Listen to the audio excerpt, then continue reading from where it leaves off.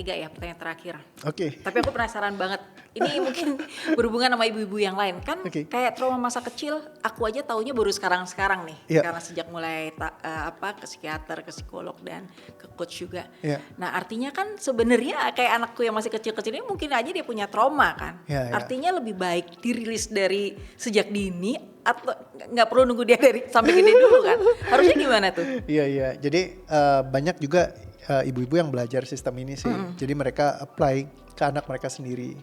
Jadi kayak bikin anaknya lebih happy gitu. Artinya emang semakin sejak dini dirilis tuh makin lebih bagus kan? Makin lebih bagus. Dibanding udah kayak aku 47 tahun, 40 tahun baru dirilis itu kan. Yes. Jadi kena ke hal-hal lain ya. Karena kalau misalnya kita beresin dari masa kecil, itu akan lebih bagus untuk kedepannya. Jadi kalau misalnya contoh ya, kalau dulu Kak Wina misalkan udah pernah dirilis dulu gitu. Let's say kita nggak punya pattern tentang kehilangan sosok laki-laki.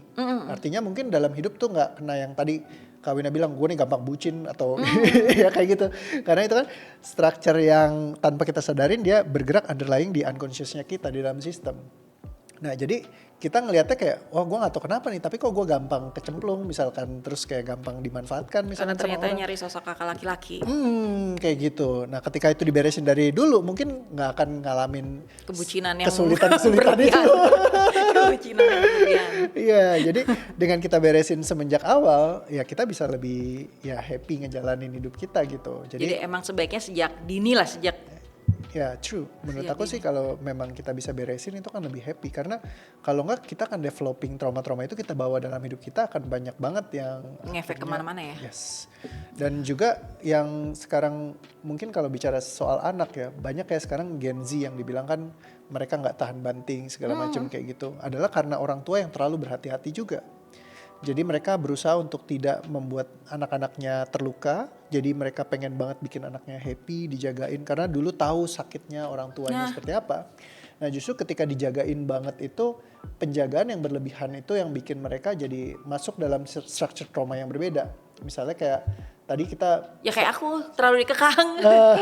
salah satu poin kebahagiaan tadi kan yang ketika Kak Wina cerita lagi jalan-jalan aja ke Tretes bisa jadi sebuah poin traumanya Kak Wina yang mempengaruhi kebersamaannya tadi, sehingga akhirnya merasa kehilangan banget. Jadi aku butuh nih, harus keluarga tuh utuh gitu kan. Harus gitu ya. Nah jadi hal-hal yang banyak sekali itu inflict terus dan diinstall terus, seringkali yang bikin mereka jadi akhirnya selalu bergerak dari gue harus happy, gue harus bahagia, gue harus. Jadi harusnya gimana dong? Bukannya emang harus bahagia anak-anak? Betul, cuman kalau misalkan bahagianya itu terlalu Sempurna. terpatri dan sempurna, sehingga begitu ada ketidakbahagiaan sedikit Kecewa mereka dikit. menghindar. Jadi makanya itu yang bikin jadi Gen Z sekarang begitu misalkan wah ada tugas, aduh gue stres deh, lebih penting mental health gue, kabur.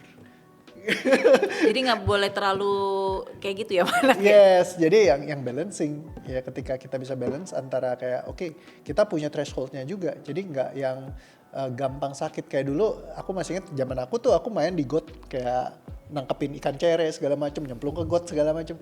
Zaman sekarang anak-anak kayak ponakanku tuh dijaga banget, bersih, steril gitu ya. Jadi kena hujan aja sakit gitu. Karena saking imunitas tubuhnya tuh nggak biasa gitu, karena nggak dilatih untuk yang kayak mungkin ya olahraga atau segala macam yang kotor-kotoran misalkan, semuanya bersih, akhirnya jadi kayak Nggak diajarin ini apa ada di dalam dunia nyata yang ada gagal, ada sakit, ada apa gitu. Enak terus gitu. nggak punya immunity-nya. Ketika orang tua mereka nggak ada, mereka harus survive sendiri di luar. Nah itu yang jadi kesulitan mereka. Oh itu mungkin kayak sama kayak kasusku juga ya. Maksudnya kan aku terlalu dikekang gitu, yang kayaknya kesenggol dikit, kesenggol kucing aja nggak boleh gitu kan.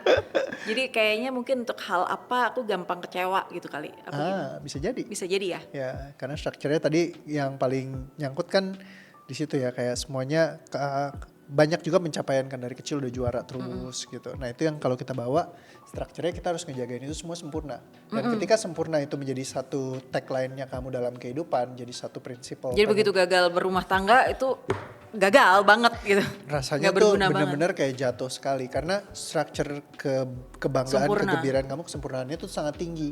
Dan semakin tinggi, ibaratnya Kak, kalau aku dulu mungkin gagalnya banyak, jadi nggak naik kelas segala macam. Jadi standarku nggak tinggi-tinggi amat. Pas jatuh ya udah nggak apa-apa Kak. Tapi kalau Kakak udah bangun yang bener-bener bagus gitu ya dari kecil, begitu jatuh tuh kayak jatuh dari lantai 20 beda sama aku dari lantai 3 misalnya. Kayak gitu. Jadi semakin terbentuk kebiasaan yang baik gitu juga, itu punya structure sendiri. Ketika mereka ngadepin sesuatu yang di luar dari kayak kebiasaannya mereka, itu akan kaget gitu, shocking, dan itu jatuhnya biasanya tinggi. Iya sih. Nah Bener. itu kayak orang post power syndrome. Dulu I'm very powerful and suddenly kayak aku kayak lost semuanya nih gitu, dan itu kayak rasanya tuh bisa jatuh sekali ngehujam. Nah begitu diberesin, dipecahin, ya udah kayak oh ya biasa aja. Aku bisa Kebiasaan dari kecil itu ya. kayak gitu.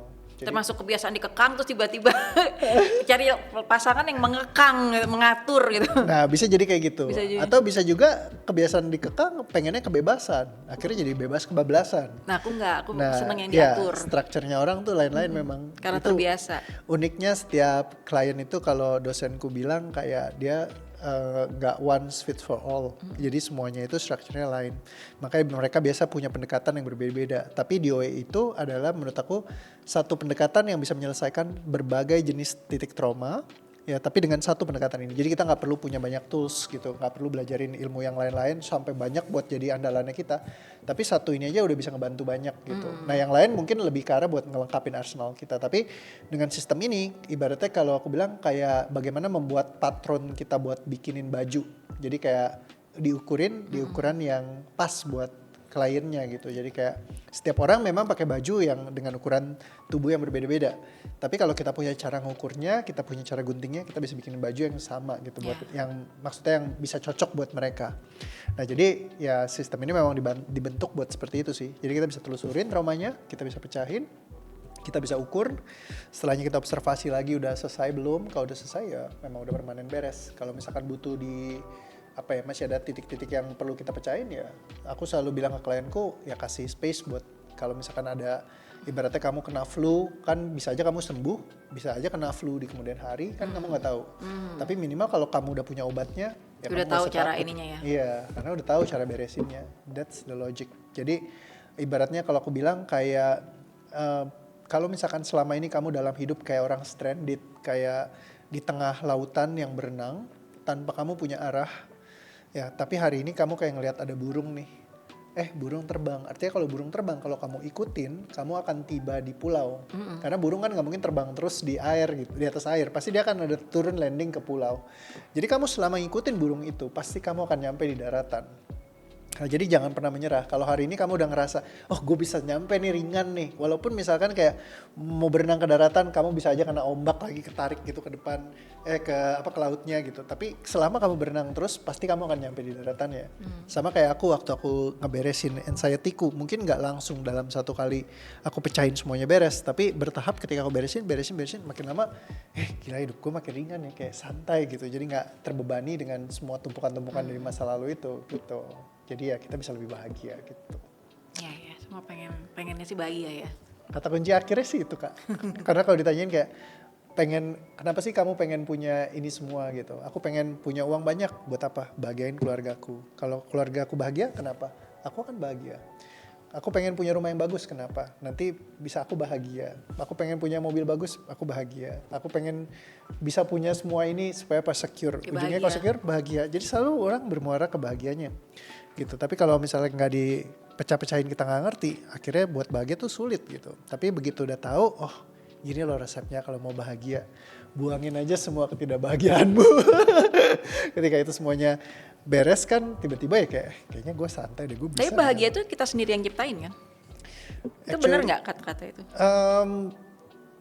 Bisa dibilang begitu, tapi kalau kita tahu cara structuringnya, karena kalau nggak akan sangat diganggu banget sama beban-beban kita yang dulu. Makanya kayak tadi kan mungkin pas datang ke sini banyak hal yang Kak Wina tanpa disadari kayak ngomong ke diri sendiri, aku nih aku gagal, aku merasa begini. Lebih nyalain diri sendiri. Iya, tapi kan begitu udah dibuang-buangin, kayaknya gue nggak gitu deh, gue kayaknya berdaya deh, gue bisa deh gitu.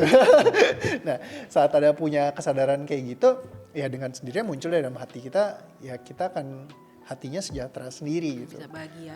Sehingga akhirnya kita bisa mencapai kebahagiaan kita sendiri. Jadi kalau dibilang kebahagiaan itu sebenarnya milik kita sendiri, betul. Tapi buat ke titik kesana tuh kita perlu untuk ada loh yang PR-PR yang harus kita kerjain dulu gitu. Nah sayangnya banyak orang yang nggak tahu tentang gimana sih gue ngeberesin PR-PR-nya ini supaya benar-benar gue bisa bahagia yang utuh yang dari dalam hatiku, yang bukan karena dibohongin sama perasaanku, yang perasaanku bilang gue begini, gue begitu, hanya karena dari trauma masa lalu tadi. Nah begitu diberesin ya sudah, and suddenly ya I can be happy gitu. Ya. Aman? Aman, sudah 3 pertanyaan nih. Thank you. Mau nambah lagi? Atau? Enggak, udah. Thank you, Cukup? Coach. Sip, terima kasih Kak Wina. All the best, makin happy lagi. Iya. Ya. Oke, so thank you semuanya. Bye-bye. Sampai ketemu lagi di video yang berikutnya. Dah.